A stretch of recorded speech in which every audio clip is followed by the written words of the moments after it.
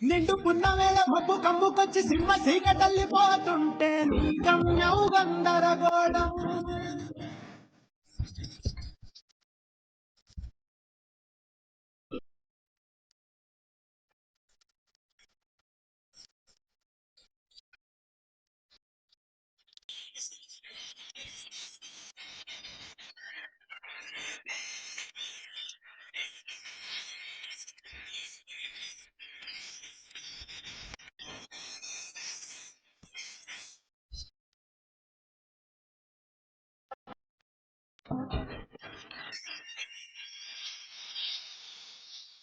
ఇప్పుడే కాదు, వాడు ఎప్పుడు ఏ తప్పు చేయడు. కానీ దురదృష్టం ఏంటో వాడికి ఎప్పుడు ఇలా జరుగుతుంది.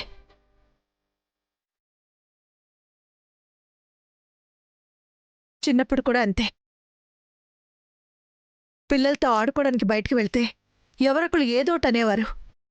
దాంతో కోపం వచ్చి కొట్టేవాడు. తర్వాత బయటికి వెళ్ళటం మానేశాడు. కానీ కోపం మాత్రం అలాగే ఉండిపోయింది.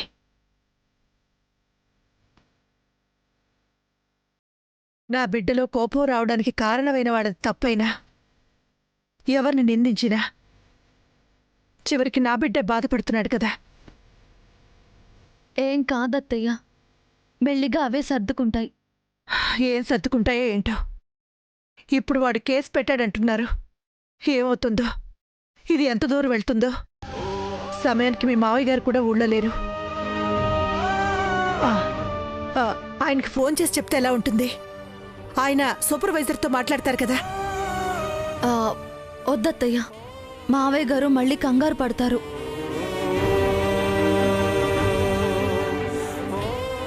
ఒకసారి మీరే ఫోన్ చేసి మాట్లాడితే. నేనా? అవునత్తయ్య, కంపెనీ వర్కర్స్లో మావయ్య గారికి ఎంత గౌరవం ఉందో మీకు అంతే గౌరవం ఉందత్తయ్య. ఒక్కసారి మాట్లాడితే మీ మాట వింటారేమో అనిపిస్తుంది. బావగారి ఫోన్లో నుంచి నంబర్ తీసుకున్నాను, మీరు మాట్లాడండి అత్తయ్య.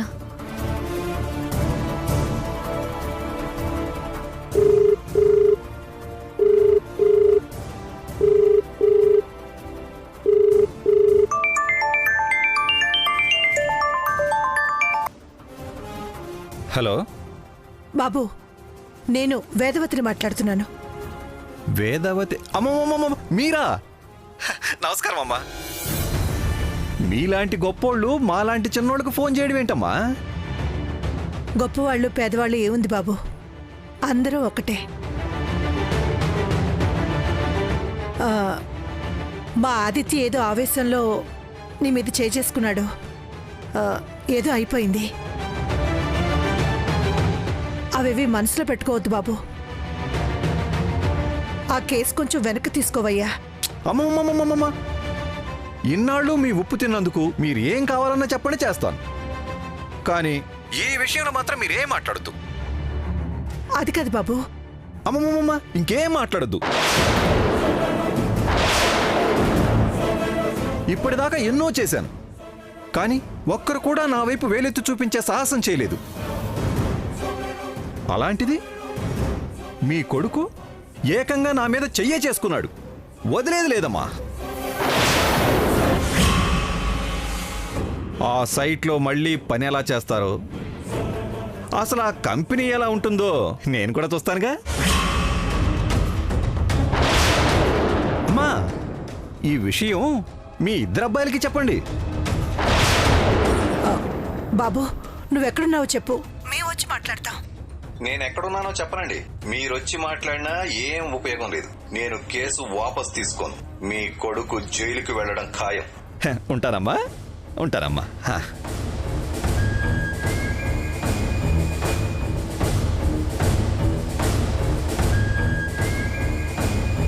ఏం చేద్దామమ్మా?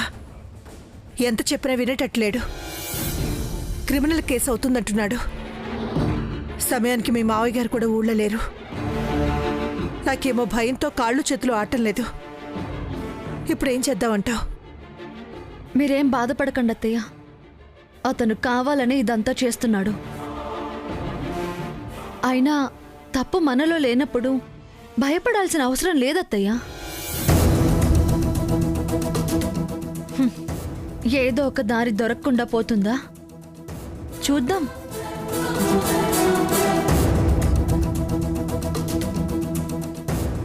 ఎలాగైనా ఈ సూపర్వైజర్ని పట్టుకోవాలి.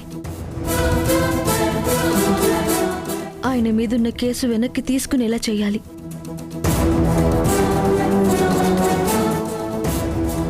నా భర్త జైలుకు వెళ్లకుండా చూసుకోవాలి.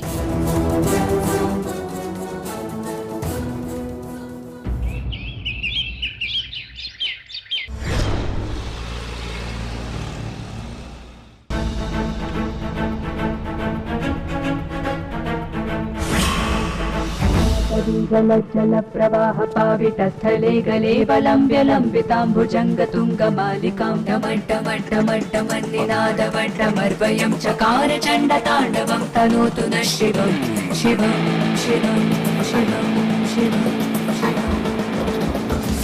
कटाह सम्भ्रमप्रमल्लिलिम्पनञ्चरी विलोलवीचि वल्लरी विराजमानमुद्धनी गद्गद्गज्ज्वलन्तलाटपट्टपावके घोरचन्द्रशेखरे रतिप्रतिक्षण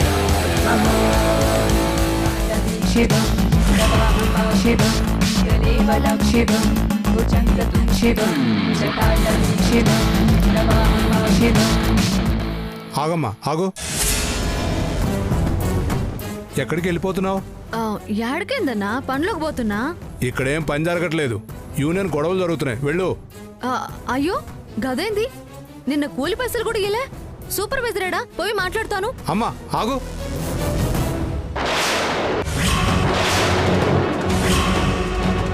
అరే ఇక్కడ ఎవరూ లేరు, పని జరగట్లేదంటే అర్థం కావట్లేదా? వెళ్ళు. సైట్లోకి ఎలా అడుగు పెడతావురా అని మావయ్య గారికి ఫోన్ చేసి వార్నింగ్ ఇచ్చినాడు. సైట్లో లేకుండా ఉంటాడా? ఇక్కడి నుంచే కథ మొత్తం నడిపిస్తూ ఉంటాడు.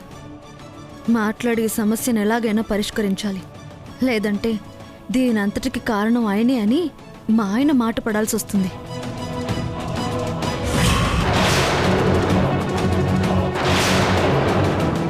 ఏంటమ్మా ఇంకా ఆలోచిస్తున్నావు? వెళ్ళమని చెబుతున్నాను కదా, వెళ్ళు వెళ్ళు. అన్నా, నిన్న పనిలోకి వచ్చినప్పుడు గిన్నె పలుగు తట్ట వదిలేసిపోయినా, అవి తీసుకొని పోతా. ఇప్పుడు కుదరదమ్మా, గొడవలు జరుగుతున్నాయని చెప్తున్నాను కదా. సైట్లోకి ఎవరిని వదలకూడదు. పని మొదలయ్యాక అప్పుడు రా. వెళ్ళమ్మా. అరే గట్లంటే ఎట్లన్నా? గిడ పని లేకపోతే వేరే చోటుకైనా పోవాలి కదా. పలుగు తట్ట తీసుకొని పోతాన్నా, నీకు పుణ్యం ఉంటది, వదిలిపెట్టన్నా. సరే తొందరగా తీసుకుని వెళ్ళు. అట్లనే అన్నా, తొందరగా వెళ్ళిపోతా.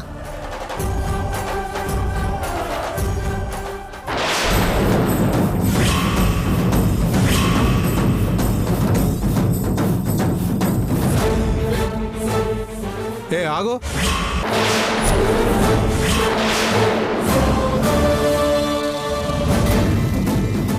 ఎవరు నువ్వు? ఎవరింది చెప్పిన కదన్నా, కూలికొచ్చేదాన్ని. నిన్నెప్పుడు ఇక్కడ చూడలేదే. రోజు 100 మంది పనికొస్తామన్నా, అందరు మొహాలు నీకు తెలుస్తాయా? నీకు మొహం చూపించే పనికి రావాలా? పంపించన్నా. సర్లే వెళ్ళమ్మా.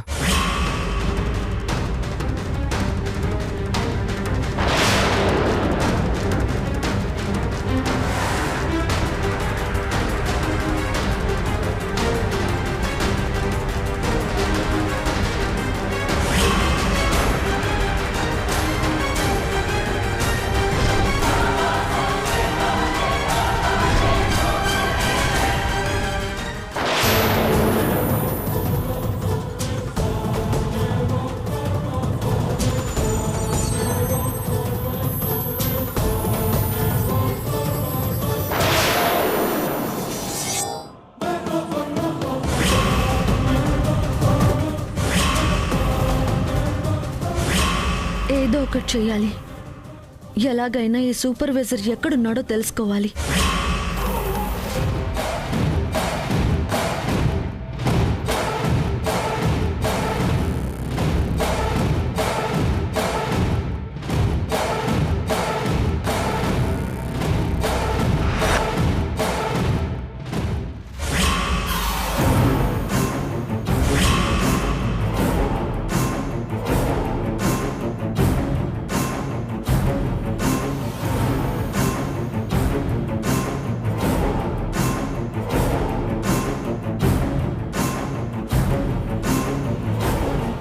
ఇక్కడెవరూ లేరేంటి? అంటే ఆ సూపర్వైజర్ ఇక్కడ లేడా? ఎక్కడుంటాడు మరి? ఎలా కలవాలి?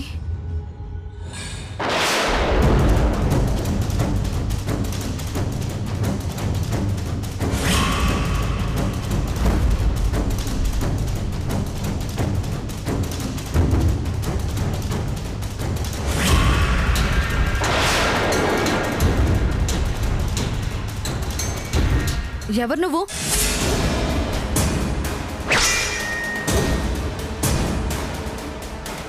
నేను మేడం.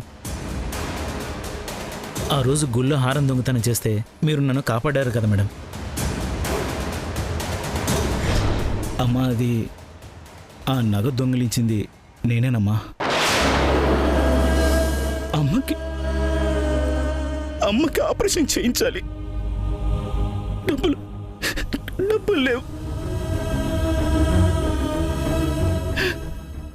దేవుడికి ముక్కుందామనొచ్చి ఈ పాపం చేశాను. అమ్మవారు కూడా అందరి మేలే కోరుకుంటుంది కదా. హుండీలో వేయడం కంటే ఒక మంచి పని కోసం ఉపయోగిస్తే ఇంకా సంతోషిస్తుంది. తీసుకోండి.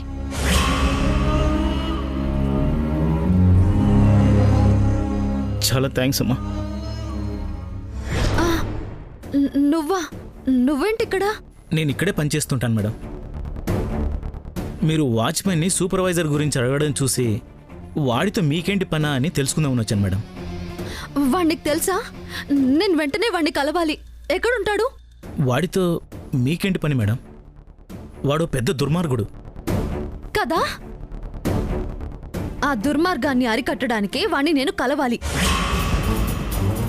ఈ బిల్డింగ్ మాదే. ప్లాన్ ప్రకారం కాకుండా తక్కువకి కట్టిస్తున్నాడని నా భర్త చేయి చేసుకుంటే ఏదో యూనియన్ పేరు చెప్పి ఇక్కడ పని జరగకుండా ఆపేశాడు. వాడంతే మేడం. ఇంతకు ముందు కూడా ఇలాంటివి చాలా చేశాడు. అధికారులకు లంచాలు ఇచ్చి ప్లాన్లు మార్చేసి తక్కువ ఖర్చుతో అయ్యేలా చూస్తాడు. కంపెనీ దగ్గర మాత్రం చాలా ఎక్కువ డబ్బులు తీసుకుంటాడు మేడం. ఎవరైనా వాడి తప్పులు బయట పెడితే ఇదిగో ఇలా యూనియన్ల పేరు చెప్పి గొడవలు చేస్తుంటాడు మేడం. అసలు కూలీలకు కూడా డబ్బులు సరిగ్గా ఇవ్వడు మేడం. అలాంటి వాణ్ణి ఎలా దారిలో పెట్టాలో నాకు తెలుసు. ఇప్పుడు అతను ఎక్కడున్నాడో నీకు తెలుసా? తెలుసు మేడం. ఇదిగో ఈ గొడవ గురించే వేరే సైట్లో యూనియన్ మెంబర్స్ని రెచ్చగొడుతున్నాడు. అదెక్కడుందో చెప్పు, నేను చూసుకుంటాను.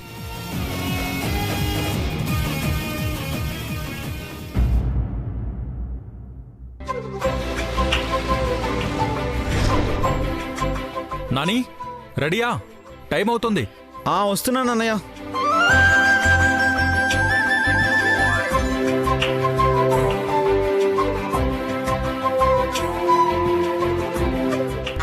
ఆఫీస్కి వెళ్ళడానుకున్నాం కదా శోభన్ రాజు, మళ్ళీ పంపిస్తోందేంటి? అంత ఈజీగా వెనక్కి తగ్గితే అది ధరణి ఎందుకు అవుతుంది? అసలు తను తగ్గితే మనకు మాత్రం కిక్ ఎక్కడ ఉంటుంది? అమ్మా వెళ్ళొస్తాను. వెళ్ళొస్తామమ్మా. అనే వెళ్దాం పద. ఆగండి.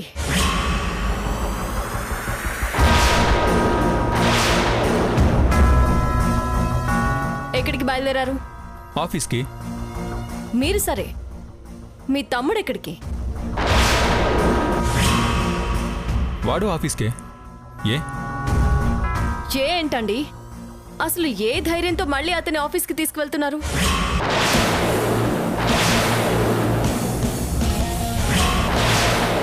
ఎందుకు వెళ్ళకూడదక్కా? మళ్ళీ ఏమైందని వద్దంటున్నావు? ఇంకా ఏం కావాలి? జరిగింది సరిపోతా? ఒక్కరోజు ఆఫీస్కి వెళ్ళినందుకే క్రిమినల్ కేసు పెట్టి కంపెనీ క్లోజ్ చేయాల్సిన పరిస్థితి వచ్చింది. మళ్ళీ అక్కడ ఎవరినైనా కొట్టి మిగతా కంపెనీలు కూడా క్లోజ్ అవ్వాలనుకుంటున్నావా? ఏంటక్కా మాట్లాడితే కొడతారు అంటున్నావు? ఊరికి అందరినీ కొట్టడం తప్ప ఈయనకి వేరే ఏం పని లేదా?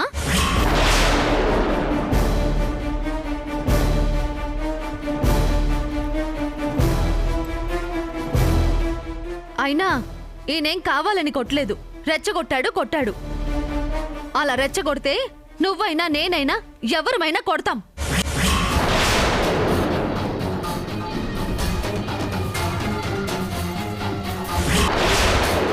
అయినా ఎవడో కేసు పెట్టాడని పనులన్నీ మానుకుని ఇంట్లో కూర్చోమంటావా? తప్పు చేసింది వాడు. ఈయనకేమీ కాదు అన్న నమ్మకం నాకుంది. ఈయన ఆఫీస్కి వెళ్తారు అంతే.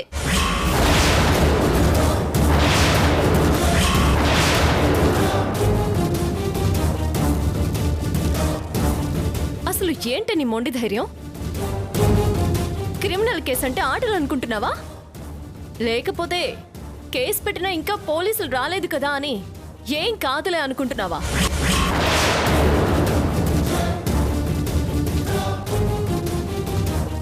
మన మావయ్య గారికున్న పేరు పరపతి చూసి వెంటనే రాకపోయి ఉండొచ్చు. కానీ మళ్ళీ ఎవరినైనా కొట్టి వాళ్ళు కేసులు పెడితే మాత్రం అప్పుడు మొహమాటాలేమి ఉండవు. డైరెక్ట్గా తీసుకెళ్ళిపోవడమే. ఆంటీ, మీరు కూడా ఏం మాట్లాడరేంటి? నేను మంచి కోసమే ఇది చెప్తున్నాను. ఎందుకు ఎవరు అర్థం చేసుకోవడం లేదు? అంటే ఇప్పుడేమంటావు? ఇక నాని ఆఫీస్కి వెళ్ళకూడదా? పూర్తిగా వెళ్ళకూడదని నేనేమీ చెప్పడం లేదు. ఈ కేసు నుంచి పూర్తిగా బయటపడేంత వరకు ఆఫీస్కి వెళ్ళకపోవడం మంచిదని నా ఉద్దేశం.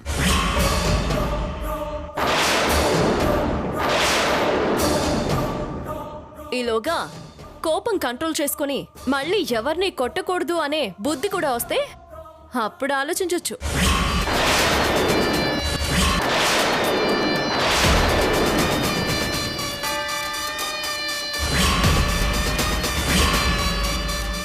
అయినా మన వాళ్ల మీద మనకు ప్రేమ ఉండొచ్చు, కానీ ప్రమాదాలు కొని తెచ్చుకునేంత ఇష్టం అయితే ఉండకూడదు. నేను చెప్పాల్సింది చెప్పాను, ఆ తర్వాత మీ ఇష్టం.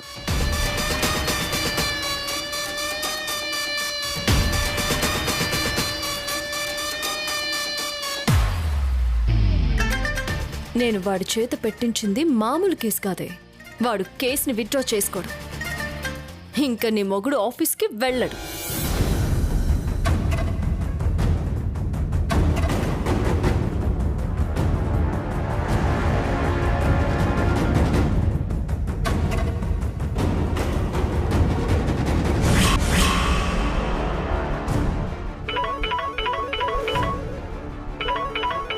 ఇదేంటి సూపర్వైజర్ ఫోన్ చేస్తున్నాడు?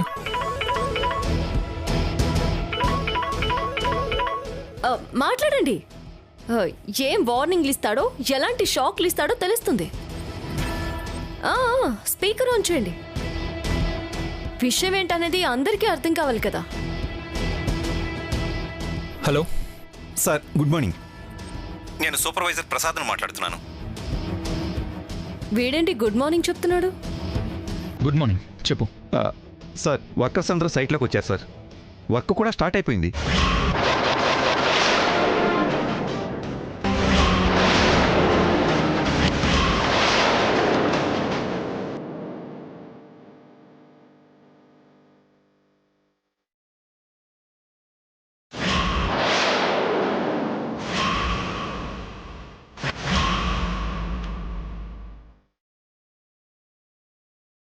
వర్క్ స్టార్ట్ చేశారా? అదేంటి యూనియన్ లీడర్ని టచ్ చేశారు? ఆ సైట్లో వర్క్ ఎలా అవుతుందో చూస్తానన్నావు. క్రిమినల్ కేసు కూడా పెట్టావు కదా? పెట్టాను సార్. మీ మరదల గారు వచ్చి మాట్లాడిన తర్వాత నా అభిప్రాయం మార్చుకున్నాను సార్.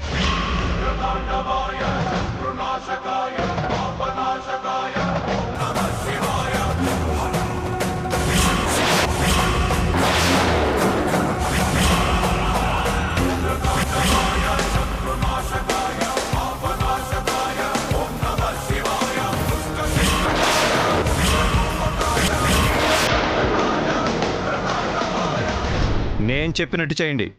మనల్ని అడిగేవాడు ఎవ్వడో లేడు.